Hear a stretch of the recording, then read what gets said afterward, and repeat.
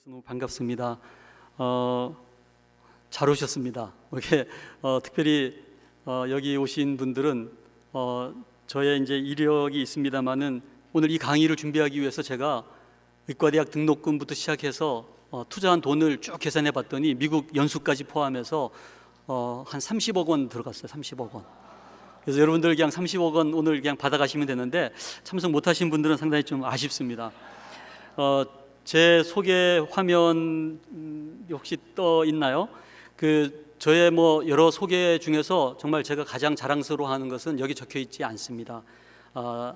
목사의 아들로 태어나서 이 사역자 집안에서 참 자라게 된 것이 참 그 무엇보다도 자랑스러운 저의 이력인 것 같습니다.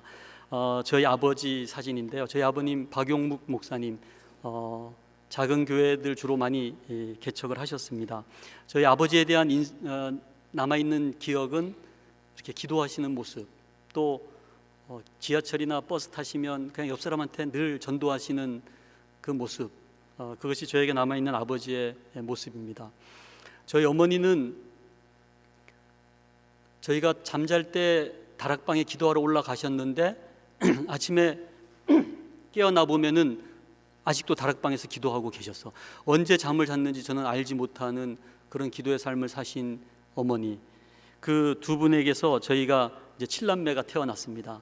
그래서 아들 6에 딸 하나인데 그 아들 6 중에서 3명은 목회의 길로 나갔고 2명은 의사가 되고 1명은 비즈니스를 하고 이렇게 되어 있습니다만은 그 중에 한 분의 바로 위에 형님이 뒤늦게 강도사가 돼가지고 여기 와 계세요. 그래서 아까 반갑게 만났는데 저희가 어릴 때 너무 가난해가지고 대구 동신교회 그 당시만 해도 아주 작은 단층짜리 예배당이었는데 사택이 없었어요.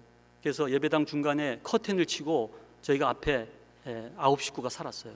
주방도 갖다 놓고 이러면서, 그래서 새벽 기도하러 성도들이 오시면 커튼 제치고 잠자는 저희 7남매를 깨우면은 어쩔 수 없이 일어나서 앉아서 새벽 기도 드리다가 성도들 다 가고 나면은 다시 커튼 치고 조금 더 잠자고 그랬던 기억이 납니다. 제가 태어난 곳도 바로 그 동신교회 그 마룻바닥에서 태어났어요. 근데 제가 태어났는데 엄마 배가 안 꺼지는 거야. 그래서 이상하다 그랬더니 5분 뒤에 제 쌍둥이 동생이 태어난 거예요. 근데 쌍둥이가 나눠질 때 동생 쪽에 좀 영혼이 많이 갔는지 동생은 목사가 되고 저는 속세의 길을 걷게 됐는데 어릴 때 사진 찍은 게 있어요. 근데 이 사진을 제가 집에다 걸어놨더니 오는 손님마다 왜 탈북 고아들 사진을 왜 걸어놨냐를. 네, 탈북 고아 사진이 아니고 저와 제 쌍둥이 동생의 어린 시절 사진인데 누가 제 쌍둥이 동생이겠습니까? 누가 저이겠습니까? 역시 예상했던 대로 어릴 때부터 열심히 기도하던 동생은 목사가 되고 기도 안 하고 째려보던 저는 속세의 길을 걷게 되고 이렇게 됐습니다만은, 어떻든 제 동생은 지금 장신신대원의 기독교 교육학과 교수가 돼가지고 요즘 기독교 교육 쪽에서는 상당히 뜨는 친구입니다. 최근에 지은 책이 너는 학원 가냐 나는 교회 간다. 그 책으로 이렇게 많이 팔리기도 하는데, 어떻든 참 주님의 은혜로 이렇게 참 저희 자녀들이 다 신앙 가운데서 자라게 된 것 참 감사합니다. 그래서 저희 어머니는 특별히 제가 고등학교 1학년 때 세상을 떠나셨어요. 그래서 저는 목사님보다 더 힘든 스트레스와 참 육체적인 그런 질병과 싸워야 되실 분이 사모님이 아닌가, 또 여성 사역자님들, 이 정말 이렇게 겉으로 강단에서 막 외치면서 푸실 수 있는 또 목사님과 달리 속으로 그걸 다 끌어안고 남편에게조차 말하지 못하고 살아야 되는 그 사모의 그 어떤 육신과 그런 마음과 이런 것에 대해서 참 저는 참 마음이 많이 아픕니다. 그래서 사모님들을 위한 건강 세미나에는 제가 만사를 제쳐놓고 달려가는 것이 저의 마음입니다.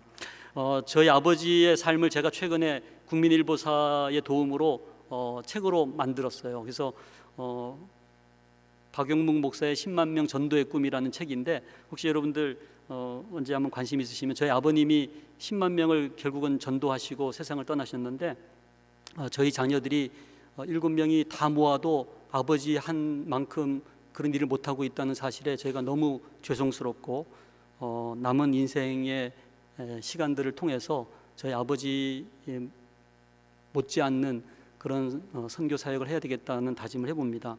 오늘 말씀드릴 제목은 미래의학과 전인건강 비법인데요. 우리가 살아가는 이 21세기가 만만치 않은 세상입니다. 얼마나 의학이 빠르게 발전하는지 몰라요. 대표적인 예를 들면 이 게놈 프로젝트 들어보셨죠? 그래서 인간의 모든 이 염색체가 이제 다 밝혀져 있어요. 31억 개, 한 세포 한 개마다 31억 개의 유전자를 가지고 있는데 이 유전자가 이제 다 드러나 있어요. 그래서 여러분들 뭐 대장암, 유방암, 뭐 동맥경화증, 당뇨병 또는 뭐 쌍꺼풀이 있고 뭐 머리가 빨리 벗겨지고 뭐 이런 거 다 이게 유전자 관계가 되지 않습니까? 이것이 다 이제 밝혀져 있는 거예요. 최근에는 그 맞춤형 아기가 태어나는 거 아시죠? 영국에서 이미 태어나고 있는데 여러분들이 원하는 아기를 만들 수가 있는 거예요. 예를 들어서 피겨스케이트 잘하는 딸을 갖고 싶다.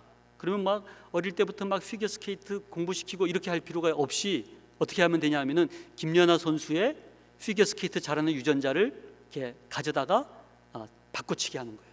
치환, 유전자 치환을 하는 거예요. 또는 뭐 수영 선수, 박태환 선수 이런 거 비싸게 돈 주고 사는 거예요. 아마 앞으로는 이게 상품화 될 거라고 봐요. 뭐 김연아 선수 유전자 같으면 한 13억 원 예상 가격입니다만은 박태환 선수는 한 3억 원. 이게 이제 올림픽 금메달 따면 이게 이제 막 올라가죠. 근데 여러분들은 어떤 아기를 갖고 싶으세요? 다리는 황영조나 이봉주의 다리 유전자, 몸통은 장동건, 얼굴은 배용준의 얼굴 유전자, 그리고 이제 뇌는 박상은의 뇌. 그럼 이제 완벽한 인간이 되지 않습니까? 그래서 얼마든지 여러분들이 원하는 사람을 만들 수 있는 그런 시대가 됐다는 거죠. 그래서 인간의 이 난자와 수정난, 뭐 정자 할 것 없이 이제 이렇게 매매가 되는 시대가 돼버렸어요. 여러분들 이 난자 매매되는 거 아시죠? 우리나라에서 난자가 가장 많이 매매가 됐던 것이 이렇게 발표됐던 적이 황우석 교수 실험 때 13,500개의 난자가 매매가 됐는데 평균 가격이 얼마였어요? 난자 한 개가 150만 원. 근데 얼마 전에 뉴스 나왔지 않습니까? 그 좋은 대학을 다니는 몸매가 예쁜 여대생들 난자 뭐 1,000만 원, 800만 원 이렇게 하는 거예요. 인터넷 뒤져보니까 미국에서 제일 비싼 난자는 한 5,500만 원 하더라고요. 난자 몇 개 팔면은 아파트도 사고 그러는 시대가 됐어요. 난자만 매매가 되는 게 아니고 정자가 매매가 돼요. 제일 싼 정자는 누구 정자일까요? 우리 남편 정자 그러지 마시고 이 싼 정자가 알고 봤더니 이 의과대 학생들 정자가 제일 싼 거예요. 구하기 쉬워서 이 덤핑 판매가 되는 거예요. 말만 잘하면 그냥 얻을 수도 있어요. 좀 비싼 정자가 누구 정자일까요? 이 판검사들 뭐 국회의원들 정자 비쌉니다만 최근에 알아봤더니 놀랍게도 이 성직자들 정자가 제일 비싼 거예요. 목사님, 스님, 뭐 신부님. 그래서 우리 뭐 쉽게 만날 수 있는 성직자들인데 뭐 이렇게 비싸냐 그랬더니 이게 이제 수요가 많은 거예요. 이 불임 여성들이 시험관 시술로 아기를 갖고 싶은데 누군가의 정자가 필요한 거예요. 근데 이제 비싼 돈 주고 국회의원 정자를 살까 그랬더니 괜히 또 싸움 잘하는 애가 태어나면 곤란하잖아요. 그래서 어떤 정자를 쓰면 제일 착한 아기가 태어날까? 남편과는 달리 좀 착한 아기를 갖고 싶은 거야. 그래서 생각한 게 이제 성직자들 정자를 쓰면 왠지 좀 착한 아기가 태어날 것 같지 않습니까? 그렇죠? 근데 뭐 별 소용 없더라고. 근데 어떻든 뭐 그게 그런데 어떻든 그러다 보니까 이 수요가 많아지니까 이 성직자들 정자가 굉장히 비싼 값에 팔리는 거예요. 제가 얼마 전에 목사님들 모인 자리에서 이 얘기를 했더니 어떤 목사님이 조용히 저를 찾아와가지고 자기의 정자를 좀 팔아달라고 그러면서 이 개척교회를 하시는데 예배당을 건축하는데 성도들이 헌금을 안 한다는 거예요. 자기 정자를 비싸게 팔아달라고 저보고 브로커 노릇을 해달라고 그래서 참 제가 난감했던 적이 있었는데 실제 제가 의과대학 본과 3학년 때 도서실에서 공부를 하다가 잠깐 화장실을 갔다 왔더니 제 친구들이 없어진 거예요. 그래서 한참 기다렸더니 한 2시간 만에 이 친구들이 왔는데 얼굴이 누렇게 떠서 왔어요.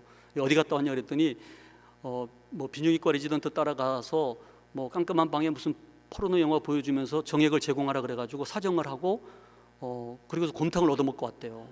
그때는 정자를 팔 생각도 못했던 시절이었죠. 근데 그 친구들이 제공한 정액을 가지고 두고두고 이 시험관하기 시술을 한 거예요. 얼마 전 이 친구가 이 아파트를 들어갔는데 아파트 놀이터에서 어떤 애가 자기를 딱 쳐다보는데 그 눈빛이 너무 자기를 닮았다는 거예요. 그래서 자기가 제공한 정자가 저렇게 큰 애가 돼서 우리 동네 이사를 왔나. 그래서 뭐 지하철 탈 때도 차창에 비친 중학생 얼굴이 자기하고 너무 닮았으면은 이게 다른 칸으로 도망을 간다 그래요. 어떻든 우리가 팔았던 제공했던 간에 우리의 정자하고 난자가 이제 다른 사람이 되어서 함께 살아가는 그런 시대가 되었어요. 그래서 여러분들 이 돌리라는 양 아시죠? 처음 복제가 됐는데 실은 이 돌리 양보다 훨씬 더 많은 동물들이 그 전에 복제가 됐었어요. 근데 그 전까지는 이 태아 세포를 사용했는데 이 돌리라는 양을 복제할 때 처음으로 체세포를 사용. 체세포. 이미 발현된 장기의 세포는 아무리 복제를 해도 그 발현된 장기밖에 못 만들 줄 알았어요. 그래서 이 유방 세포를 가지고 양을 복제를 했는데 그러면은 유방이 나올 줄 알았어요.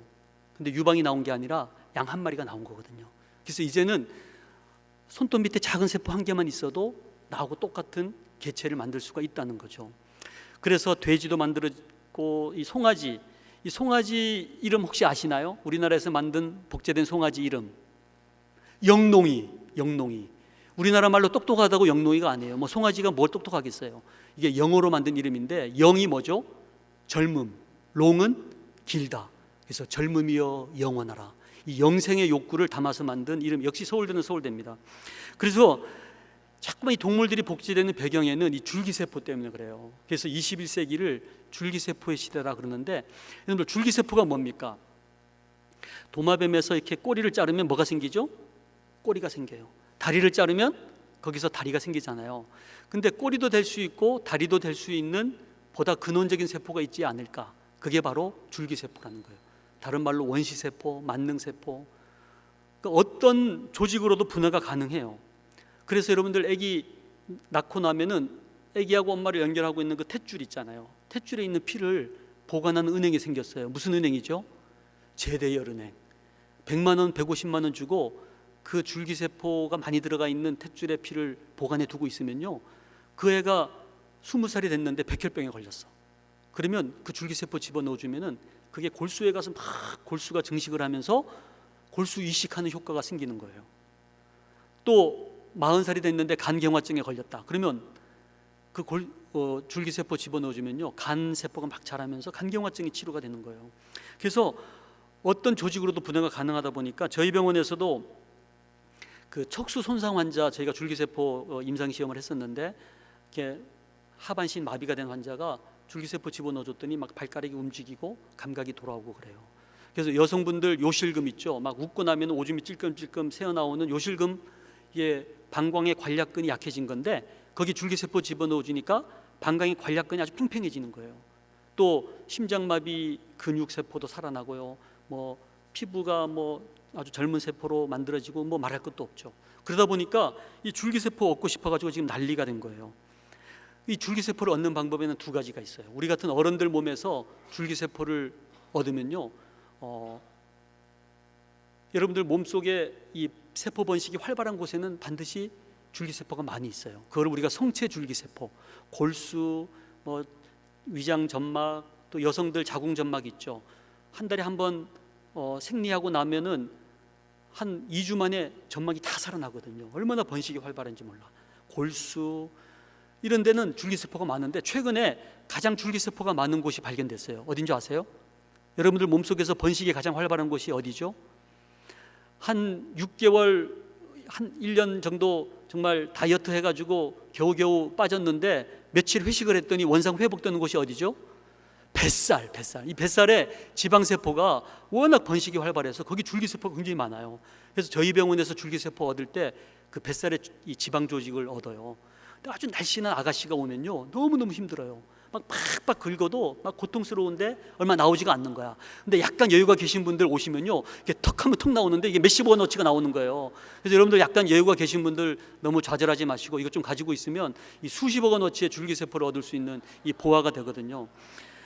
근데 이 성체 줄기세포는 아무리 끄집어내도 죽지 않는 세포가 죽지 않는 것이 이 성체 줄기세포예요. 우리 몸이 죽지 않지 않습니까? 근데 이 배아 줄기세포는 수정난 인간 배아가 자라는 과정에서 줄기세포를 끄집어내 버리면요, 그 배아가 죽어버려요. 그래서 그 인간 배아를 인간 생명이라고 생각하는 사람들은 사람의 생명을 죽여야만 얻을 수 있는 줄기세포라 그래서 이 배아 줄기세포에 대해서 우리 기독교가 반대를 하고 있는 거죠. 여성의 난자에다가 사람의 핵을 집어넣어 가지고 이 인간 배아를 만드는 것이 이 황우석 교수 실험이었는데, 여기에 여성의 난자가 많이 사용되다 보니까 합병증이 생겨요. 막 복수가 차고 막 또 내분비 질환도 생기고, 이 여성 호르몬을 매일같이 주사를 맞아야 되니까. 그래서 여성의 난자를 사용하지 마라 그랬더니 이 과학자들이 그러면 좋다, 우리가 소의 난자를 사용하겠다. 그래서 소의 난자에 핵을 빼내버리고 사람의 핵을 집어넣는 거예요. 그러면 이종 인간 배아가 만들어지는데, 문제는 핵은 사람의 핵인데 소의 그 세포질 속의 미토콘드리아는 누구의 유전자를 가지고 있을까요? 소의 유전자를 가지고 있어요. 그러니까 99%는 사람 유전자인데 1%는 소의 유전자를 가지고 있는 이종 인간 배아가 만들어지는데, 그 아기가 태어난 다음에 어떤 아기일까요? 99%는 사람인데 1%는 소의 유전자를 가지고 있어요. 그래서 응애응애 이렇게 울다가 한 번쯤은 음메 이렇게 울 수도 있는 거죠. 그래서 어쩌면은 그 사람에게도 광우병이 생길지 몰라요. 소의 유전자를 가지고 있다 보니까. 그래서 이 사람과 인간은 인간과 동물은 정말 다른, 합쳐서는 안 될 존재인데, 요즘 과학자들이 그런 하나님의 형상을 동물과 합치는 그런 우를 범하고 있다는 거죠. 고양이 돈만 주면 복제를 해주고요. 우리나라 서울대가 수익 사업으로 애완견 복제를 하고 있어요.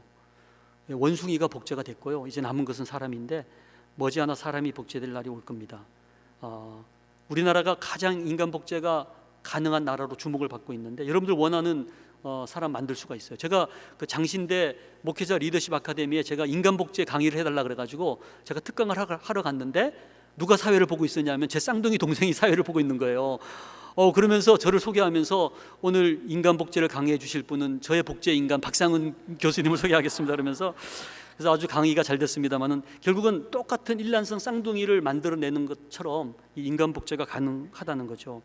이 아일랜드라는 영화를 보면은 이 인공 자궁이 나와요.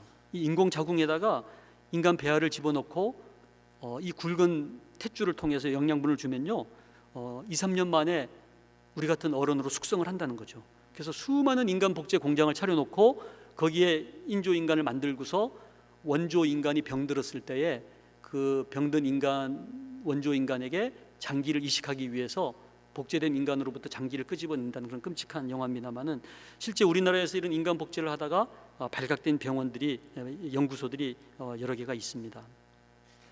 그래서 이 21세기가 얼마나 과학이 발달됐, 여러분들 이 핸드폰으로 이렇게 드라마 보다가 배용준이 메고 있는 넥타이가 마음에 들면 이렇게 딱딱 누르면 이게 집에 택배로 오지 않습니까? 그 정도 다 이용하시죠? 별로 이렇게 반응이 없으시네. 근데 최근에는 이 핸드폰 가지고 간 기능 검사, 당뇨 검사, 뭐 별의별 검사를 다 하고 있어요. 또 원격 진료도 가능해요. 원격 진료. 그래서 이제는 이 얼마나 이 의학이 발달되는지 몰라. 그래서 뇌이식도 가능한데, 이 필라델피아에서는 원숭이 2마리의 목을 잘랐어요. 그래서 2마리 머리 몸통을 교환하는 수술을 했어요. 이쪽 머리를 이쪽에 갖다 붙이고 이쪽 머리를 이쪽에 갖다 붙여. 2마리가 다 살았어. 이제 사람도 이 머리 몸통 교환 수술이 가능한 시대가 곧 올 거예요. 여러분들 원하시면 젊은 친구하고 이 머리를 바꾸는 거야. 그럼 누가, 우리 집사람이 누구를 자기 남편으로 찾아갈 것인가? 뇌이식이 가능해요. 이 침팬지에서 뇌를 끄집어내버리고 다른 침팬지의 뇌를 집어넣는데 성공을 한 거예요.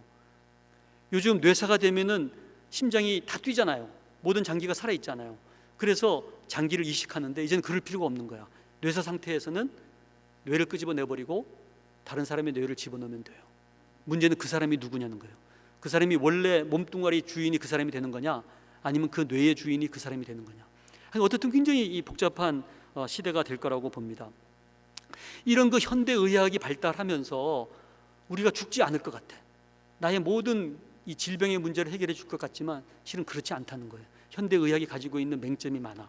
그 중에서 너무 이것이 전문화되고 분과가 되고 또 기계에 의존하게 되고 상업화의 길을 걷고 있다 보니까 정말 중요한 데이터를 소홀하게 다루는 거예요. 제가 처음 내과 전문의가 돼가지고 부산의 고신의대 교수가 됐어요. 그래서 부산에 내려가서 첫 환자를 진료를 했는데 제가 평생 잊지를 못해요. 너무 술을 많이 마셔가지고 간이 나빠졌는데, 여러분들 그 GOT, GPT라고 간 기능 수치 아시죠? 그게 60 이하가 정상인데 이 환자는 3,000 이상 올라가요. 3,000 이상. 제가 너무 놀라가지고 이 급성 알코올성 간염 환자 입원을 시켜가지고 열심히 3주 동안 치료했더니 서서히 그 수치가 내려가서 정상이 됐어요. 제가 그 환자 불러다 놓고서 서울에서 온 의사가 다르지 않냐고, 의사 잘 맞는 줄 알라고 제가 큰 소리 치면서 그 환자 다 나았다고 퇴원을 시켰는데, 그날 저녁에 응급실에서 막 저를 다급하게 찾는 거예요. 뛰어내려가 봤더니 아침에 다 나았다고 퇴원시켰던 그 환자가 죽어서 들어오고, 죽어서 제가 너무 놀라가지고 어떻게 된 거냐 알아봤더니 이 알코올성 간염 환자가 주치의가 다 나왔다니까 퇴원하는 즉시 뭘 했을까요? 너무 잘하시네. 술을 몇 잔 걸치고 부마 고속도로를 가다가 난간을 들이받고 즉사한 거예요. 제가 그 시신에 제가 얼굴을 파묻고 내가 치료한 것이 과연 무엇을 치료한 것인가? 내가 아침에 다 나았다고 얘기한 것이 도대체 뭐를 다 나았다고 얘기한 것인가? 정말 그 알코올성 간염 환자가 다 나으려면 뭐가 나아야 되겠어요? 그 사람이 술을 마실 수밖에 없었던 내면의 문제, 부부간의 갈등이거나 아니면 직장에서의 인간관계, 아니면 더 깊은 마음의 상처, 또는 깊숙이 자리 잡고 있는 죄의 문제, 그런 것들이 타치가 되고 치료가 돼야 되는데 그런 거 한 번도 제가 언급하지 않고 덜렁 다 나았다고 얘기한 것이 얼마나 나의 교만이었나. 그러면서 제가 다시는 내가 데이터를 치료하는 의사가 되지 않겠노라고, 정말 환자를 치료하는 의사가 되겠노라고 다짐을 했더랬었는데 어떻게 해야 될지 잘 몰랐더랬습니다. 제가 미국에서 공부를 하면서 이 건강에 대한 새로운 개념을 알게 됐어요. 건강은 육체적으로 병이 없다고 건강이 아니라는 거예요. 건강은 그 사람이 가지고 있는 필요가 충족이 돼야 건강인데 그 필요에는 네 가지가 있다는 거죠. 첫 번째 필요는 생리적인 욕구예요. 생리적인 필요. 배가 고프면 먹어야 되고, 중간에 오줌 마려면 오줌 누러 가셔야 되고, 졸리면 주무셔야 돼요. 약간 불을 또 조금 껌껌하게 해놔야 맘 놓고 주무시는데, 하여간 이 생리적인 필요가 충족이 돼야죠. 아프면 안 아프게 해야 되고. 그런데 그렇다고 건강이 아니라는 거예요. 왜냐하면 인간은 두 번째 욕구가 있는데 그게 바로 이 정서적인 욕구예요. 제가 분당에 살고 있는데 제 앞에 아파트에 누가 살았었냐면 이은주라고 너무너무 예쁘고 건강한, 제가 정말 좋아했던 탤런트였는데 4년 전에 잠시 우울증에 앓더니 죽었어요. 자살했어요. 저희 뒤에는 빌라촌인데 누가 살았냐면 장자연이라고 너무 예쁘고 키 큰 탤런트인데 너무 속상하고 억울하니까 또 죽더라고요. 이 분당이 문제가 많아요. 천당 밑에 분당이라고. 이게 지금 너무 천당이 가까워가지고 우리나라 자살률 1위예요. 우리나라 1위면 세계 1위지 않습니까? 인간은 육체적으로 질병이 없다고 되는 존재가 아니에요. 우울하지 않아야 돼. 외롭지 않아야 돼. 화나지 않아야 돼. 근데 이 두 가지가 충족이 됐는데 집에만 틀어박혀 있으면 문제가 많아요. 왜냐하면 인간은 이 사회적인 존재, 이 관계를 맺고 싶어하는 존재예요. 하나님의 형상을 닮은 인간이 그 하나님의 형상 중에 뭐를 닮았을까요? 인격적인 지정의 말고 이 관계성, 하나님, 성부 하나님, 성자 예수님, 성령님이 너무너무 친밀하시다 보니까 어떨 때는 한 분이신 것처럼 보여. 그걸 우리가 뭐라 그러죠? 삼위일체 하나님. 그 하나님의 그 관계성을 인간이 닮았기 때문에 인간은 이 친밀해지고 싶은 욕구가 있어요. 관계를 맺고 싶은 욕구. 그 욕구가 충족이 되지 않을 때 인간이 병적이 돼요. 그래서 여러분들, 우리나라의 수많은 그 강력 범죄자들의 공통점이 있는데 뭔지 아세요? 이 사회적으로 외톨이에요. 사회적으로 소외가 됐을 때 이 병적인 현상이 생긴다는 거죠. 이 세 가지가 충족이 돼도 채워지지 않는 마지막 한 가지 빈 공간이 있는데 이게 바로 이 영적인 필요예요. 결혼해서 남편이 채워줄 줄 알았는데 남편이 채워주지 않아. 자식들이 출세하면 채워줄 줄 알았는데 자식들이 채워주지 않아요. 내가 돈을 벌어서 재벌이 되면은 채워줄 줄 알았는데, 여러분들 재벌 2세가 한강에서 뛰어내리잖아요. 내가 권력을 잡아서 대통령이 되면은 내가 이 빈 공간이 다 찰 줄 알았는데 심지어는 대통령마저 자살을 하는 그런 시대가 되어버렸어요. 오직 하나님만이 채워줄 수 있는 이 빈 공간은 하나님만이 채워줄 수 있다는 거죠. 그래서 이 마지막 네 번째 이 빈 공간까지 다 가득 찼을 때 그것을 비로소 우리가 건강이다 이렇게 얘기를 한다는 거죠. 그래서 이 전인 건강이라는 것이 얼마나 중요한지 몰라요. 그래서 우리 몸뚱아리 치료하면 치료가 되는 줄 알았어요. 제 환자 중에 40세에 아주 미모의 인텔리한 여성이 왔어요. 속이 쓰려서 내시경을 해봤더니 위가 얇게 헐었어. 이 미란성 위염, 점막만 헐었어요. 그래서 제가 종근당의 잔탁을 2달 처방했더니 좋아졌어요. 그래서 됐습니다, 이제 안 오셔도 됩니다 그랬는데 6개월 뒤에 막 배를 움켜쥐고 온 거예요. 다시 내시경을 해봤더니 궤양이 더 심해졌어. 그래서 이 종근당이 요즘 문제가 있구나 그러고서 일동제약의 큐란으로 바꿨죠. 이게 2달 뒤에 좋아졌어요. 그래서 이제는 염려하지 마십시오 그랬는데 얼마 전에 앰뷸런스에 막 실려서 막 피를 토하면서 온 거예요. 내시경을 해봤더니 궤양이 더 깊어지면서 밑에 지나가는 동맥이 노출이 되면서 막 피가 펑펑 솟는 거예요. 그래서 응급 시술을 하고 나서 뭔가 내가 놓치고 있는 것이 있다 그러고 자세히 여쭤봤더니 그 여성의 남편이 재벌 대기업이 임원이신데 연봉이 얼마냐면 3억 5천만 원. 별로 안 놀라시네. 이쪽 연봉이 비슷한가 봐요. 근데 이게 남자들이 연봉이 높아지면은 반드시 하게 되는 그 다음 코스가 뭔지 아세요? 바람을 피우시는 거예요. 여기 연봉 높으신 분이 계신 것 같아. 잘하시는데, 그래서 여러분들 혹시 남편이 연봉이 높지 않으면 감사하셔야 돼. 바람 필 정도의 연봉이 못 된다. 얼마나 감사한지 몰라. 그래서 여러분들 어려움을 겪는 교회들도 보면은 이게 연봉이 높은 목사님들이 문제가 많아. 근데 어쨌든 이 여성에서의 그 위궤양 치료제는 뭘까요? 이 최근 들어서는 그 섹스 파트너가 집에까지 전화를 하는 거예요. 그래서 이 아내가 전화를 받으니까 당신 남편 바꾸라는 거예요. 그러면서 전화통을 이 아내가 얼마나 속상하겠어. 전화통을 남편한테 집어던지고 혼자 자기 방에 가서 소가리를 하는 거예요. 중학생 아들이 있어가지고 이혼도 못하고, 그 여성에서의 위궤양 치료제는 물론 약도 도움이 되겠습니다만 근본적인 치료는 남편과의 관계가 회복이 돼야 돼요.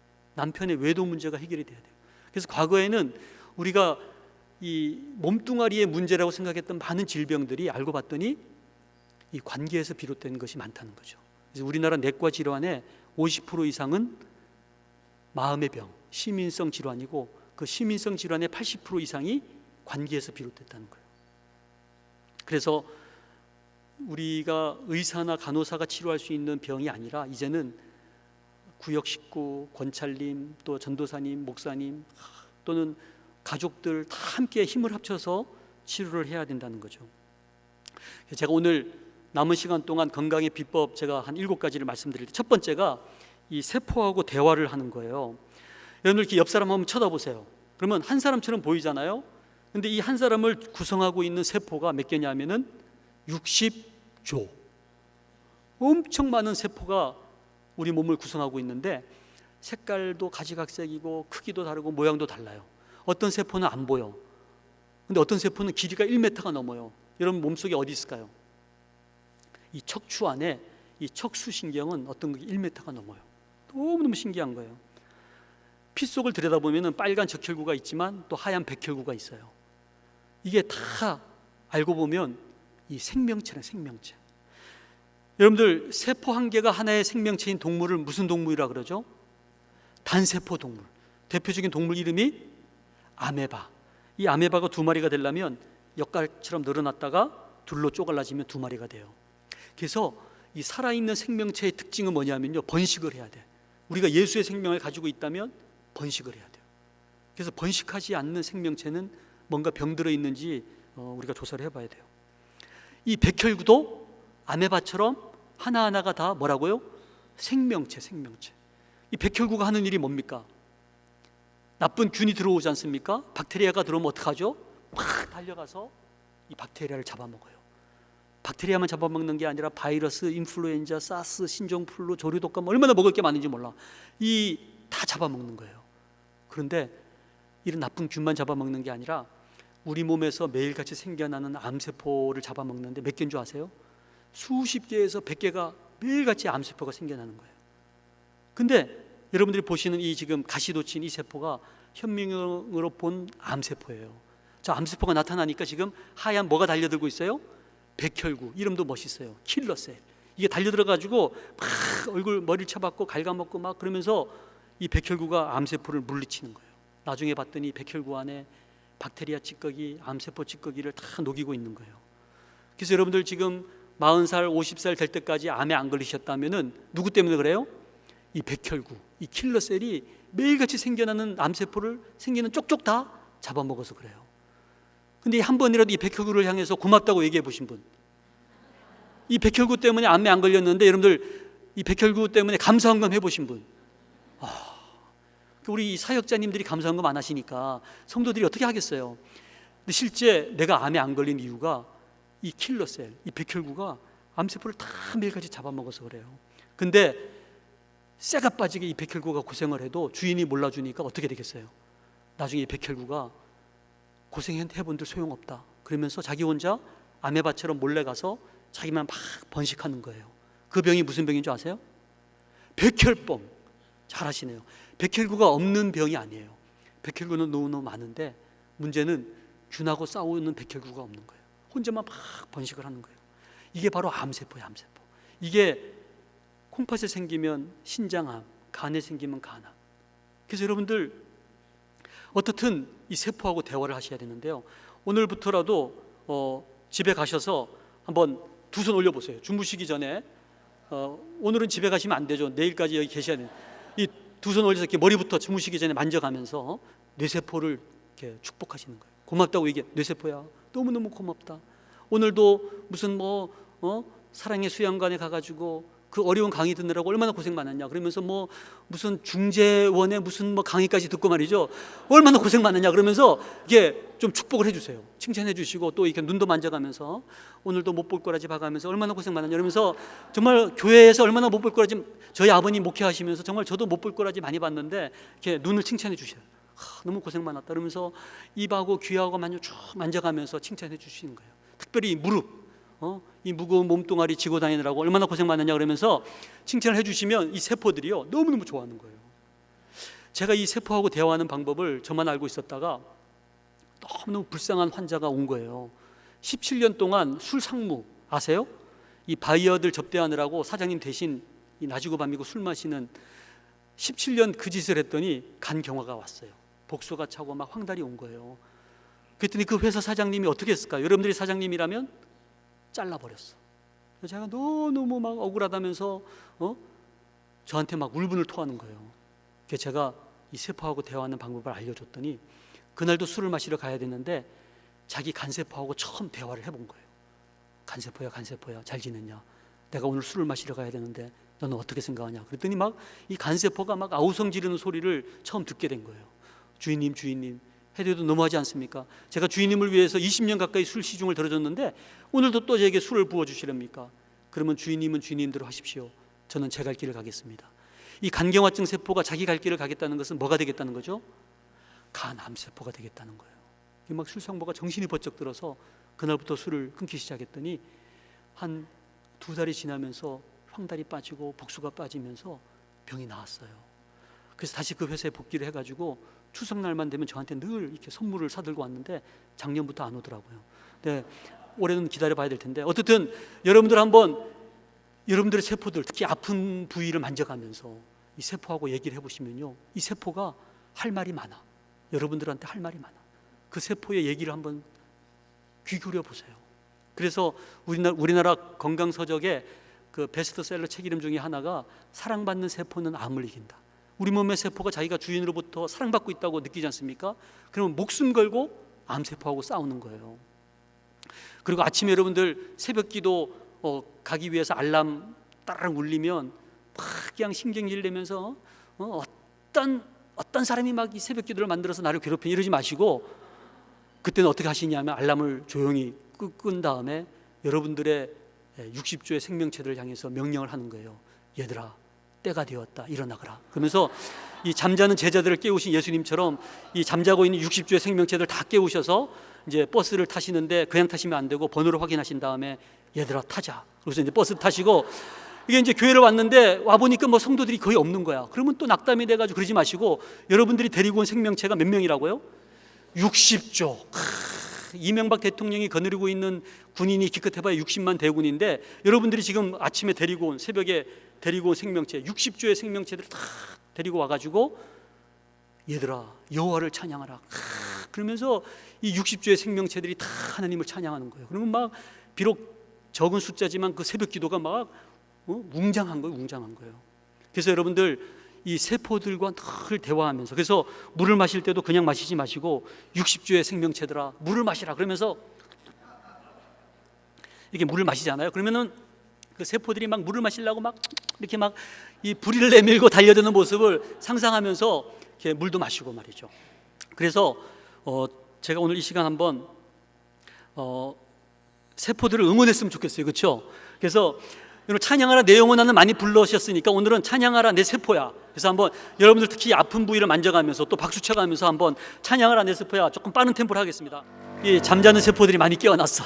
그래서 아픈 세포들도 많이 회복되는 줄 믿습니다. 그래서 여러분들 홀몸이 아니고 처자식도 있고 또 남편도 있고 하시겠습니다만은 여러분들이 데리고 있는 이 60조의 생명체들과 늘 대화하면서 감사하면서 그렇게 사시면 건강해지실 것 같아요. 자, 두 번째는 이 습관을 바꿔야 되는데요.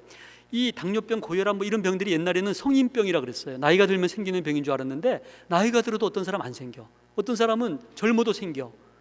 이제 이게 나이가 들어서 생기는 병이 아니고 생활 습관 때문에 생긴다는 거예요. 생활 습관병인데 별거 아닌 습관 같지만 이 습관이 너무너무 중요해요. 습관이 뭡니까? 행동이 막 반복이 되면 습관이 돼요. 그리고 우리의 생각이 막 반복이 되면 무심코 행동을 하는 거예요. 그래서 습관을 바꾸려면 우리의 생각을 바꿔야 돼요. 제가 얼마 전에 지하철을 탔는데 저쪽에 자리가 비었더라고요. 그래서 가서 잽싸게 앉았는데 이상하게 의자가 높고 푹신푹신해서 딱 이렇게 뒤를 돌아봤더니 어떤 아줌마 무릎 위에 제가 앉은 거예요. 제가 막 어쩐 줄을 몰라 하니까 그 아줌마가 괜찮다고 앉아가세요 그러면서 무릎 위에 앉아 가라는 거야. 근데 그 얼마 전에 그 기독교 방송 라디오를 듣는데 지하철을 타면은 앉아갈 수 있는 10가지 비법을 알려주더라고요. 마지막 10번째가 뭐냐면은 반경 5m 이내에 아줌마가 있으면 포기하라 그런 거였는데 제가 미처 그걸 깨닫지 못하고 저간에는 빨리 앉았는데 그 찰나의 순간에 어디선가 아줌마가 혜성같이 나타나서 먼저 앉으신 거예요. 그래서 우리나라의 아줌마가 너무너무 세계적으로 유명하더라고요. 프랑스 파리를 갔더니 거기 불어사전에 아줌마 그러면서 발음 그대로 나와요. 한강의 기적을 이루어낸 한국의 30에서 50대 가정주부 해가지고 쭉 설명이 나오는데 이 아줌마들이 이 밴쿠버에 몰려가면 밴쿠버 땅값이 올라가고 막 학원이 들어서고 막 시드니도 그렇게 되고 막 요즘은 남아공의 요하네스버그까지 간다 그러는데 어떻든 우리나라의 아줌마가 저력이 있어요. MBC가 정말 아줌마들이 대단한지 테스트를 했습니다. 그래서 남자를 나이별로 쌀가마니 이동하게 하고 여성들도 나이별로 했더니 남자는 20대, 여성은 40대 아줌마가 20kg 쌀가마니를 20초 안에 20m를 주파하는 유일한 나이대가 이 40대 아줌마예요. 이 저력의 아줌마들이 교회 안에 많이 포진되어 있으니까 한국 교회가 희망이 있는 건데 제가 무슨 얘기하다가 저도 모르게 앉아가는 거 좋아하고 뭐 엘리베이터 타는 거 좋아하고 큰 차 타고 싶어하고 이러다 보면요 저도 모르게 이 쾌락을 추구하게 되고 저도 모르게 이 성인병에 걸리는 거예요. 이 여러분 생활습관병이라는 게 얼마나 이 편한 것을 추구하다 보면 자기도 모르게 동맥경화증, 비만 뭐 이런 게 옵니다. 맛있는 거 좋아하고 막 그래서 어떻게든 우리의 습관을 바꿔요. 습관을. 그래서 우리가 매일 아침마다 큐티하고 새벽기도 하면서 우리가 말씀에 우리의 생각을 바로잡지 않으면은 우리가 어느새 자기도 모르게 흐트러지는 거야. 이렇게 바이올린 연주를 잘 하는 것 같지만 우리가 튜닝을 안 해버리면요 나중에는 줄이 늘어져 가지고 막 불협화음이 들리는 거야. 듣는 사람은 너무너무 힘들어. 본인은 막 기분 좋아하는데. 그래서 어쩌면은 우리가 나름대로 사역자로서 사모로서 열심히 산다 그러는데 성도들이 막 힘들어할 수가 있어요. 우리가 말씀에 절대 음감에 튜닝을 하지 않고 열심히만 살아간다면 어려움을 겪게 돼. 그래서 우리의 그 생각을 매일 아침마다 튜닝을 해야 된다고 봐요. 몇 가지 습관만 말씀을 드릴게요. 먼저 이 물인데요, 물. 여러분들 세상을 덮고 있는 게 물이 많을까요? 땅이 많을까요? 바다가 몇 프로죠? 70%예요. 우리 몸은 어때요? 우리 몸도 70%인데 원래 70%일까요? 수정란은 99%가 물이에요. 배아가 되고 태아가 되면서 그게 95%, 90%, 85%쯤 태어나요. 태어난 애기 보면 막 이게 거의 물주머니야. 말랑말랑하잖아요. 근데 자라면서 그게 80%, 75% 되면서 이제 70%쯤 됐지 않습니까? 근데 나중에 쪼그랑 할머니 할아버지가 돼서 돌아가실 때쯤 되면 그게 68%, 65% 되면서 돌아가세요. 그럼 젊어지고 싶으면 어떻게 하면 되죠? 물을 많이 마셔야 됩니다. 물을. 그래서 저도 물을 또 마시겠습니다.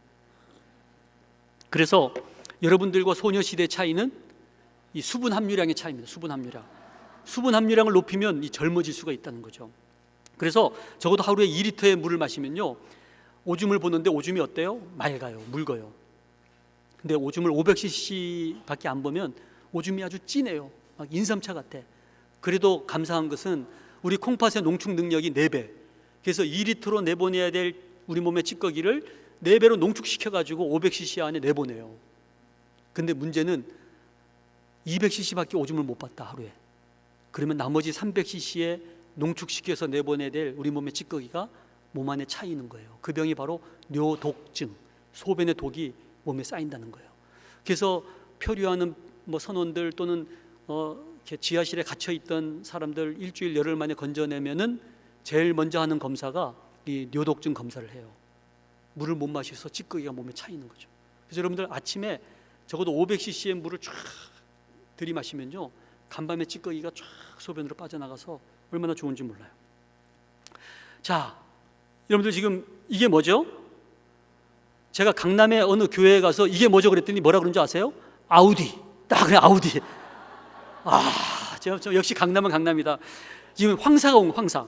근데 이 황사가 단순한 모래먼지가 아니고 이 모래먼지 주위에 수많은 균들이 묻어 있을 수가 있어요. 그래서 우리가 몽골, 중국에 나무를 심는 이유가 혹시 조류독감이나 사스나 신종플루가 이 황사에 묻어가지고 건너올까 봐. 그래서 여러분들 황사 불 때는 반드시 황사 마스크를 쓰는 게 좋은데, 나쁜 냄새 있지 않습니까? 독한 냄새 나는 곳에는 안 가는 게 좋아요. 여러분들 독한 페인트 냄새를 내가 맡았다는 뜻은 무슨 뜻이죠? 페인트 입자가 날아다니다가 내가 숨을 들이마실 때 그게 따라 공기 속에 들어왔다가 내 코의 점막을 자극했을 때 내가 페인트 냄새라는 것을 느꼈어요. 근데 이미 때가 늦었어. 그게 어디로 가죠? 기관지를 타고 폐로 가서 거기 달라붙어 있기도 하고 나가기도 하고. 그래서 여러분들 성명가루 이런 거 눈에 안 보이지만 이거 마시면 폐암이 되지 않습니까? 그래서 새집 증후군, 막 포름알데히드, 뭐 접착제, 뭐 수많은 그런 입자들이 공기 속에 떠돌아 다니는 거예요. 눈에 안 보이지만. 그래서 반드시 독한 냄새 나는 곳은 안 가는 게 좋아요. 쓰레기 냄새 많은 곳, 또는 여러분들 독한 냄새, 그럼 방구 냄새는 뭘까요? 내가 방구 냄새를 맡았다는 뜻은 옆 사람의 똥꼬라고 날아다니다가 나도 모르게 그걸 들이마시면서 내가 방구 냄새를 느꼈는데 이미 때가 늦었어. 그게 기관지를 통해서 헛박거리로 가서 그게 달라붙어 있기도 하고 또 나가기도 하는 엄청난 범죄 행위에 해당이 되는 거예요. 그래서 가급적 예배당 안에서는 안 끼시는 게 좋은데, 그래서 이 공기라고 하는 거 여러분들 절대 추상 명사가 아니고 실질 명사, 실질 명사. 가장 무서운 공기가 담배 연기. 제가 해부학 실습할 때 제 그 카데바 시체가 있어요. 메스를 댔는데 막 꾸정물이 나오는 거예요. 조금 더 메스를 댔더니 막 서거적버거적하고 모래하고 진흙이 나오는 거예요. 옆에 시체들은 막 맑은 물이 나오는데 알고 봤더니 30년 담배 핀. 그래서 막 그 찌꺼기가 그 기관지를 다 메꾸고 있는 거죠. 그래서 담배 피는 분들은요, 우리는 숨을 싹 이렇게 쉬잖아요. 근데 담배 오래 피신 분들은 가다가 이 숨이 멈추는 거예요. 기관지가 다 막혀가지고. 그래서 그분들 한 2, 3개월 담배를 끊으라 그러면요, 길쭉한 까만 가래가 나와요. 그 기관지를 막고 있었던 니코틴, 뭐 수많은 이런 이물질들이 녹아서 나오면서 이렇게 가래가 나오면서 빵빵빵 이제 뚫리는 거죠. 그래서 여러분들 이 담배는 정말 백해무익한데 혹시 성도들이나 가족들 중에 담배 피시는 분이 있으면 정말 도시락 싸들고 말리셔야 돼요. 자, 잠을 많이 잔다고 좋은 게 아니에요. 잠은 하이 퀄리티의 잠을 자야 돼요. 피크 타임이 보통 밤 11시에서 12시, 새벽 3시에서 4시 사이에 그 하이 퀄리티의 피크 타임이 있어요. 그래서 새벽형 인간이 좋은 이유가 그 두 번의 피크 타임이 잠자는 기간 속에 포함된 사람은 6시간밖에 안 잤지만 아주 가뿐한 거예요. 어떤 사람은 늦잠을 10시간 자도 찌뿌둥한 사람은 피크 타임이 없는 거예요. 그래서 여러분들 이 하이 퀄리티의 잠을 자는 게 좋아요. 자, 그 다음에 이 비만이 있는데요. 이 비만은 결국은 여러분들 책에 있으니까 이 비만 지수나 이런 건 참조하시고요. 결국은 이런 기름 덩어리가 우리 몸 안에 장기에 막 달라붙어 가지고 기능을 막아버리는 거예요. 결국은 먹는 거 우리가 에너지를 줄이고요. 또 먹은 음식은 운동으로 발산을 시키는 게 좋은데 음식 중에는 가급적 적게 천천히 맛있게 먹어요. 우리 점심 먹을 때 여러분들 적용을 하시기를 바라는데, 특별히 왼쪽에 있는 음식들은 문제가 많아요. 소갈비, 속고리, 삼겹살, 돼지머리, 닭다리, 뭐 오징어 뭐 쭉 나오지 않습니까? 중화 요리까지. 근데 이런 거 이 콜레스테롤이 많습니다. 지방질이 많습니다. 같은 고기라도 남들이 먹고 싶어하지 않는 퍼석퍼석한 살코기 있죠. 사태. 오히려 이런 게 좋다는 거죠. 등푸른 생선이나 우리나라 고유의 비빔밥, 된장찌개, 이게 참 좋은 음식이에요. 그래서 딱딱한 껍질에 쌓여 있는 음식은 지방질이 많기 때문에 맛만 보시고 너무 많이 안 드시는 게 좋고요. 특히 튀긴 육류, 무슨 지방이라 그러죠? 트랜스 지방. 오, 대단하십니다. 트랜스 지방은 분해가 잘 안 돼요. 어떤 트랜스 지방은요, 반감기가 10년이 넘는 것도 있대요. 그러니까 햄버거 몇 개를 먹었는데 2분의 1이 10년이 넘도록 안 나가고 있다고 생각해 보세요. 얼마나 끔찍해요. 피자는 햄버거보다 3배나 칼로리가 많아. 그래서 구역 식구가 한 판 시켜서 같이 나눠 먹어야지 혼자 한 판 시켜서 먹으면 곤란하죠. 자, 먹은 것은 그렇다 치고 이걸 운동으로 발산해야 되는데, 이 운동에는 두 가지가 있어요. 유산소가 있고 무산소가 있는데, 이 무산소는 뭐냐면 갑작스럽게 운동하는 거. 이 역도 선수들 여러분들 수명을 조사해 보면요, 수명이 조금 짧아요. 그래서 급작스럽게 하는 운동은 오래 살기 위한 운동으로는 안 좋아요. 오래 살기 위한 운동은 이렇게 조깅을 한다거나 헬스나 자전거나 수영, 이런 운동이 훨씬 더 몸에 좋다는 거죠. 무조건 운동을 많이 하는 게 좋으냐? 아니라는 거예요. 최대 맥박수의 60%. 이 최대 맥박수는 뭐냐면요, 이 맥박수까지 오르면 내가 죽을 수도 있는 맥박수가 최대 맥박수예요. 그러니까 평생 가서는 안 되는 맥박수인데 220에서 여러분들 나이를 빼시면 돼요. 그러니까 60세이신 분은 맥박이 160번 뛰면 죽는다는 거예요. 그러니까 그분들은 맥박이 100번 뛰면 운동을 멈춰야 돼요. 그래서 여러분들이 나이에 맞는 운동을 하시라는 거죠. 그래서 별거 아닌 습관인 줄 알았어요. 하루 6시간 이상 푹 자고 아침 식사 거르지 않고 간식 안 하고 정상 체중 유지하고 규칙적으로 운동하고 술 안 마시고 담배 안 피우는 이 7가지를 다 하는 사람하고 그렇지 않는 사람하고 수명을 조사해 봤더니 웬걸 45세 남자인 경우에 6개 이상 하시는 분은 33년을 더 사는데 3개 안쪽으로 하는 사람은 22년밖에 못 살아. 10년 이상 수명이 차이가 난다는 거예요. 그래서 습관이 얼마나 중요한지 몰라요. 자, 우리 목회자님들 가장 많이 돌아가시는 병이 이 심혈관계 질환이에요. 심혈관계 질환, 그래서 제가 꼭 말씀드려요. 한번 오른손 올려보세요. 오른손 올리셨다가 이렇게 내리시면서 왼편 가슴에 대면요, 여기 심장이 있거든요. 심장이 혹시 뛰는지 한번 보세요. 저를 따라서 한번 명령을 해보세요. 심장아, 나의 심장아, 너의 주인이 명하노니 멈추어라.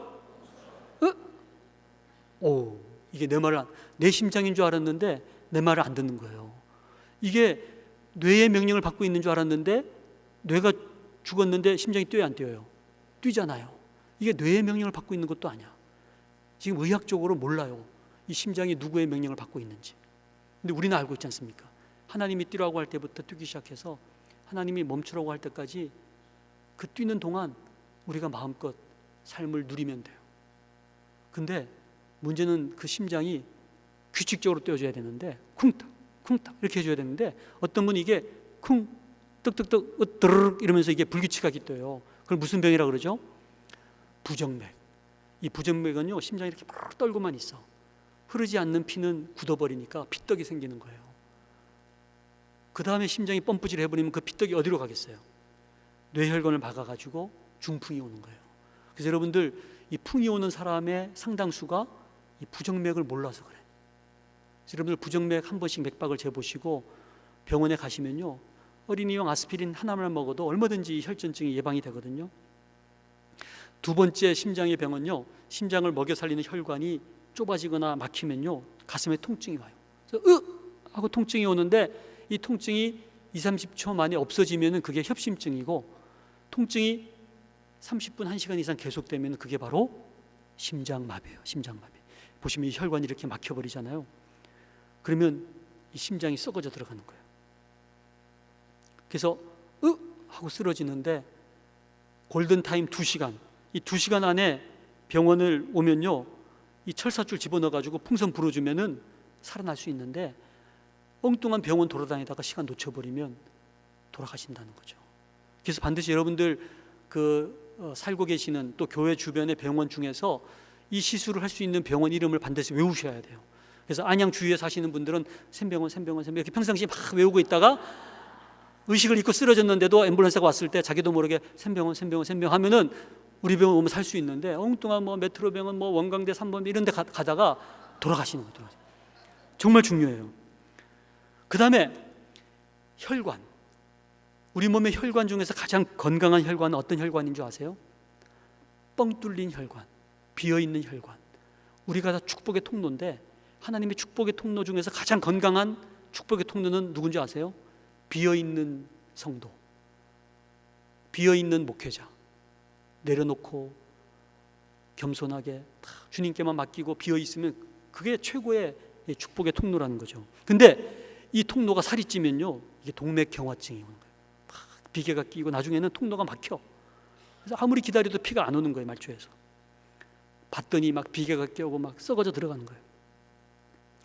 그 다음에 이 혈관의 병은요, 심장을 향해서 데모하는 병이에요. 혈관이 막 꽉 쬐고 있는 거예요. 그러면 막 심장이 얼마나 힘든지 몰라. 저는 이 공동체, 우리 교회 안에 이 심장이 목회자라고 봐요. 이 사역자들이 심장인데, 이 집사님들, 이 권찰들, 이게 혈관이거든요. 이 중간 관리자들이 딱 데모를 하잖아요. 그럼 얼마나 힘든지 몰라. 이 120에 80의 압력을 이기면서 일하는 것도 쉽지 않잖아요. 이렇게 심장이 뛰는데요, 어떤 사람은 200에 120이야. 혈압이 꽉 쬐는 거죠. 그러면 그 압력을 이기고 말초에 피를 보내려니까 심장이 이렇게 심장이 일을 하는 거예요. 얼마나 힘든지 몰라. 저는 요즘 목회자님들이 이런 집사님들, 이 중간 관리자들이 교회에서 제대로 협조를 안 해주고 믿음 안에서 하나가 되지 못할 때 얼마나 힘든지 몰라. 그런데 이 고혈압은 말이죠. 그래서 이걸 치료 안 하고 있게 되면요, 나중에는 심장이 늘어나 버려요. 목사님들도 결국은 못 견뎌내고 시험에 들고 쓰러지고. 그래서 여러분들 계단 몇 개만 올라도 숨차 하시는 분들 보면요, 다 이 고혈압성 심장병이 걸려 있는 거죠. 그래서 여러분들 40대에 넘어가면은 이 본태성 고혈압에 잘 걸리기 때문에 아무리 그동안 건강하셨더라도 반드시 혈압을 한 번씩 재보셔야 돼요. 40대, 50대 가시면요. 자, 심장마비에 절대 안 걸리는 사람은, 이 보시면 뭐 고혈압, 커피, 술, 담배, 스트레스, 완벽주의, 화를 잘 내고 질투하는 사람들이 심장마비에 잘 걸리는데, 안 걸리는 사람은 낙천적인 사람. 아줌마들 중에 집에 가보면 막 설거지할 게 산더미처럼 쌓여 있고, 막 또 빨래통에 빨래가 넘쳐가지고 바닥에 쌓여 있는데 빨래는 안 하고 막 헬렐레 하면서 아내 뭐 유혹, TV 드라마 보는 아줌마, 뭐 저희 집사람 얘기하는 게 아닌데 하여간 절대 심장마비 안 걸리는 거예요. 너무 낙천적인 거야. 이제 대신에 이혼당할 확률이 높아집니다만, 어떻든 낙천적인 성격이 너무너무 좋은 거예요. 그래서 행복하고 건강한 사람의 필수 조건이 이 낙천적인 성격인데, 이 장수 마을을 다 조사해 봤어요. 전라도, 경상도, 뭐 강원도. 그랬더니 그 마을에 말이죠, 무슨 삼성의료원이 있습니까? 서울대병원이 있습니까? 그런 병원들이 없는데 마을 사람이 오래 사는 거예요. 알고 봤더니 그 마을 사람들이 관계가 좋아. 관계. 아까 말씀드렸죠. 이 관계가 얼마나 중요한지 몰라요. 그래서 관계를 좋게 하는 것은 물론 말도 있지만 말보다 더 중요한 게 태도, 우리의 마음가짐. 그래서 이 의사소통의 5단계가 있어요. 그냥 거칠에 인사하는 거, 이거 중요해요. 그래야 그 다음 만났을 때 뭐 강의 장소가 어디예요, 뭐 반상회는 어디예요, 이렇게 물어볼 수가 있잖아요. 사실과 정보를 주고받게 돼요. 그걸 주고받다 보면 어느 날 판단을 나누게 돼요. 판단을 나누다가 한참이 지나서야 비로소 감정을 나누게 되는데, 감정을 나눠야 스트레스가 해소가 되고 심장마비가 예방이 돼요. 그래서 여러분들이 심장마비 안 걸리려면 가족 중에 한 사람과 감정을 나누고 교회에서 한 사람과 감정을 나눌 수가 있으면, 그러니까 직장에서 한 사람과 감정을 나눌 수가 있으면 심장마비 예방이 된다 그래요. 근데 우리나라 부부의 평균 단계는 몇 단계인 줄 아세요? 저는 3단계인 줄 알았는데 2단계. 저도 뭐 대구 사람입니다만은 그 경상도 남편 집에 와가지고 밤무나 아는 자자, 이 2단계. 이 자녀 교육을 놓고서 부부가 의견을 나누는 부부가 많지 않다는 거죠. 하물며 감정을 나누는 부부는 너무너무 드물어요. 그러다 보니까 엉뚱한 사람하고 감정을 나누는 거야. 남편들은 뭐 직장에 가가지고 비서가 커피를 타오고 국장님 안색이 안 좋으신데 왜 그러세요? 그러면 그 엉뚱한 그 비서하고 감정을 나누는 거예요. 요즘 성도들 중에 그런 사람 많습니다. 또 아내들은 초등학교 동창회 갔다가 2차 무슨 캬바레 갔는데 제비족이 샤머님 외로우시죠? 그러면 외로워요 이러면서 엉뚱한 그 제비족하고 감정을 나누다가 불륜의 늪으로 빠져드는 거죠.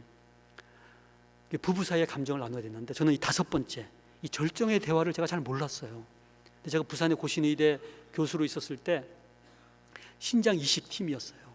근데 첫 번째 신장 이식한 환자가 부산시청의 고급 공무원이었는데 남동생이 6명이 있어요. 근데 다 서로 콩팥을 서로 주겠다고 난리법석이야. 근데 막상 이식할 날이 다가오니까 서로 안 주겠다는 거예요. 왜 그러냐 그랬더니 마누라가 다 반대한다는 거야. 그래서 할 수 없이 아직도 결혼 안 한 막내 동생, 그 친구 콩팥을 뗐죠. 이 친구가 막 자기는 그냥 잠자는 동안에 콩팥을 떼갈 줄 알았는데 콩팥 떼기 전에 얼마나 많은 검사를 하는지 몰라요. 철사줄 집어넣어서 막 동맥 촬영도 하죠. 수술도 콩팥을 받는 사람은 간단해요. 요 허벅지 위에 조금 째고 심으면 되는데 콩팥을 주는 사람은 거의 반쯤 째요. 얼마나 고통스러운지 몰라. 그래서 사랑하기가 이토록 힘든가요? 대가를 치르지 않고서는 그 누구도 사랑할 수 없군요. 뭐 굉장히 유명한 얘기를 많이 했는데 하여간 이식 수술하고 나서 형한테 가고 싶다는 거예요. 그래서 이렇게 휠체어에 밀고 형한테 갔는데 형은 동생의 콩팥을 통해서 이제 오줌을 톡톡톡 인계로병에 떨어뜨리고 있더라고요. 둘이 서로 마주 보는데 말이 없어. 한 30분쯤 지나서 동생이 하는 말이 희야 괜찮나? 형 괜찮아? 그런 뜻이죠. 그 다음 또 말이 없어. 한 1시간 가까이 그냥 둘이 울고만 있는 거야, 마주 보면서. 나는 울 필요가 없는데 나도 왜 우나 몰라. 하여간 3명이 우는데 이 눈물 떨어지는 소리하고 오줌 떨어지는 소리밖에 안 들리는데 한 1시간쯤 지나서 형이 하는 말이 니는. 그 1시간 동안 저는 딱 2마디 들었어요. 형 괜찮아? 너는. 그러면서 울면서 마주 보는데 저는 그 형제들의 그 눈빛을 서로 마주보는 눈빛을 바라보면서 이 절정의 대화를 깨달았어요. 야, 이게 절정의 대화구나. 말이 필요 없이 자기의 가장 소중한 것을 형에게 주고 형은 그 동생의 콩팥을 통해서 생명을 얻어서 울면서 마주보는 눈빛. 그러면서 제가 불현듯 저에게 스치는 영상이 있었는데 십자가상에 예수님께서 머리 가시 면류관 손에 못 자국 발에 못 자국 십자가에 운명하시기 직전에 피를 다 쏟으시면서 그 운명하시기 직전에 그 십자가 밑에 있는 저를 쳐다보시는데 제가 예수님을 우러러 보다가 눈이 마주친 거예요. 저는 거기에서 절정의 대화를 경험했어요. 자기의 정말 생명과도 같은 가장 소중한 것을 내어주고 서로 마주보는 눈빛 속에 이 절정의 대화가 있다는 거죠. 그래서 저는 저에게 기도 제목이 있다면 매일 아침 정말 큐티 또는 새벽 기도 시간에 이 십자가의 주님과 이 절정의 대화를 매일같이 나눌 수만 있다면, 또 우리 부부가 이런 절정의 대화를 나눌 수가 있다면 얼마나 좋을까, 그런 생각을 해봅니다. 그래서 이 사랑이라고 하는 것은 쥐어짜서 되는 게 아니라 흘러 넘쳐야 되는데 이 사랑에도 언어가 있다는 거예요. 여러분들이 게리 체프만의 Five Love Language 아시죠? 이 5가지 사랑의 언어, 그 중에서 저의 사랑의 언어는 첫 번째예요. 막 만져주고 껴안고 막 키스하고 막 이러면 저는 너무 사랑받고 있다고 느껴서 제가 결혼해가지고 막 날이고 밤이고 막 저희 집사람 껴안고 막 그렇게 했어요. 근데 저희 집사람이 몇 달 지나서 저를 막 밀어내는 거예요. 그래서 아내가 드디어 나를 사랑하지 않는구나, 사랑이 식었구나, 이렇게 생각했어요. 근데 나중에 알고 봤더니 아내의 사랑의 언어는 3번째더라고요. 곁에 있어주는 거예요. 제가 그걸 몰랐어요. 요즘은 제가 그걸 알기 때문에 카페에 음악을 들으면서 가만히 곁에 앉아서 음악을 듣고 있으면 아내가 자기가 그렇게 사랑받고 있다고 느낀다는 거예요. 제 친구는 이 무역진흥공사 코트라의 임원인데 이 친구 늘 해외 출장 가니까 이 친구 사랑의 언어가 선물이야. 자기는 선물 받을 때 너무 사랑받고 있다고 느껴서 집에는 못 들어가니까 명품 핸드백 막 투피스 이런 거 막 집에 택배로 보내는 거예요. 근데 그 친구 와이프의 사랑의 언어는 2번째, 사랑의 고백을 듣고 싶은 거예요. 한 번도 사랑한다는 고백은 안 하고 비싼 택배만 오니까, 안 그래도 요즘 집에 안 들어오고 바람 핀 거라고 생각했는데 그거 캄프라치 하기 위해서 선물로 때우는 거라고 오해를 하는 거죠. 정말 이혼 직전까지 갔어요. 이 책의 요지가 뭐냐면 당신의 사랑의 언어로 사랑하지 말라는 거예요. 상대방의 사랑의 언어로 사랑을 하라는 거예요. 배우자의 사랑의 언어, 성도들의 사랑의 언어. 제가 중학생 아이를 상담을 했는데 자기 부모가 자기를 한 번도 사랑한 적이 없다는 거예요. 그래서 그 부모를 만나서 얘기를 들어보니까 자기는 자녀 사랑한 거 말고는 한 게 없다는 거예요. 뭐가 문제일까요? 사랑의 언어가 다른 거예요. 그래서 이걸 가장 잘하신 분이 예수님, 하나님의 언어로 우리를 사랑하신 게 아니라 가장 낮고 비천한 모습으로 이 땅에 오셔서 우리 인간의 언어로, 인간의 모습으로 우리의 눈높이에서 십자가에 돌아가시기까지 우리를 사랑해 주신 그 사랑이라는 거죠. 그러면서도 우리가 이 과거에서 헤어나올 수가 없어. 그래서 우리에게는 늘 이 알레르기가 있지 않습니까? 이 육체적인 뭐 복숭아 알레르기, 복숭아만 만지기만 해도 막 두드리가 돋는 그런 알레르기 말고도 이 정서적인 알레르기가 있는데 이 분노를 촉발하는 알레르기가 있어요. 제 병원에 서울대학을 나온 내과 레지던트가 중환자실에서 갑자기 의자를 집어 던졌어요. 간호사를 향해서. 아주 좋은 크리스찬인데 제가 그래서 저 친구가 의자를 집어던졌으면 그 간호사가 잘못한 거다. 그랬더니 이 간호사가 울면서 자기는 잘못한 게 없다는 거예요. 알고 봤더니 환자가 안 좋아져서 이 레지던트를 불렀는데 레지던트가 오기 전에 마침 과장님이 지나가시길래 그 문제를 해결해 주셨어요. 뒤늦게 이 레지던트가 올라오니까 다 끝났어요. 선생님은 이제 필요 없어요. 선생님은 이제 필요 없어요라는 말에 이 친구가 의자를 집어던진 거예요. 제가 불러다가 조용히 한참 얘기를 나눠봤더니 7살 때 아버지가 이 초저녁에 술이 취해가지고 왔는데 막 엄마가 차려준 밥상을 뒤엎으면서 엄마 멱살을 쥐고 막 뒤흔든 거예요. 얘가 막 그 싸움을 말리니까 니까 지금 필요 없어라면서 그 내복바람으로 12월 말에 그 처마 밑에서 밤 11시까지 떨고 서 있었던 그 아픈 추억이 있는 거예요. 아버지로부터 너까 지금 필요 없어요라고 거절당했던 그 상처가 이 분노를 촉발하는 알레르기가 되어가지고 있다가 간호사가 선생님은 필요 없어요라는 말에 폭발한 거예요.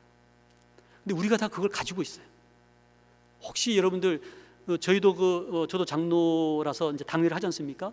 그럼 뭐 별거 아닌 얘기였는 것 같은데 갑자기 어떤 장로가 일어나면서 샥 그러면서 막 뭐 10원짜리 욕을 하면서 문을 박차고 나가. 그러면 누가 그분의 분노를 촉발하는 상처를 건드린 거야. 그러면 여러분들이 그냥 너무 흥분하지 마시고 어머머머머 내가 저 장로님의 상처를 건드렸네 이렇게 생각하시면 돼요. 우리가 어린 시절을 이해하면은 다 이해할 수 있는 내용이에요. 근데 나쁜 것만 있는 게 아니야. 좋은 것도 있어요. 기쁨을 촉발하는 알레르기.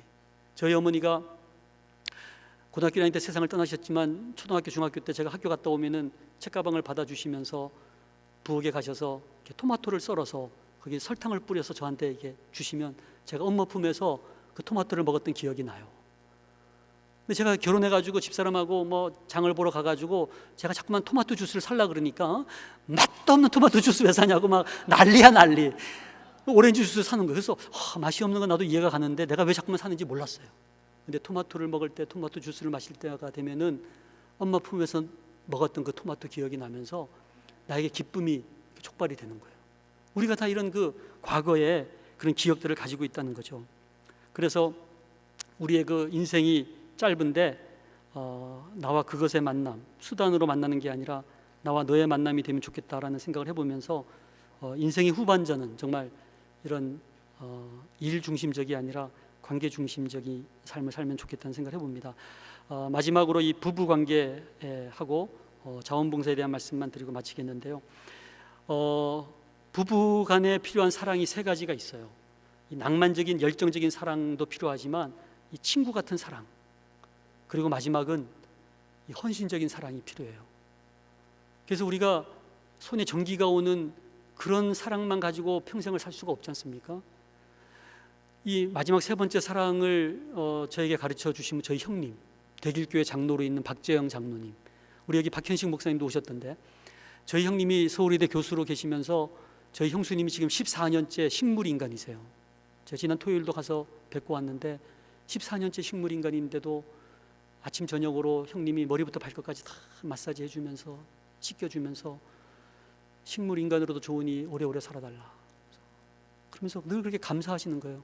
지난 토요일 날도 그렇게 감사 기도를 드리더라고요. 10년을 살려달라 그랬는데 14년을 살려주시니 히스기야 기도를 응답해 주신 하나님께 그렇게 감사 기도를 드리더라고요.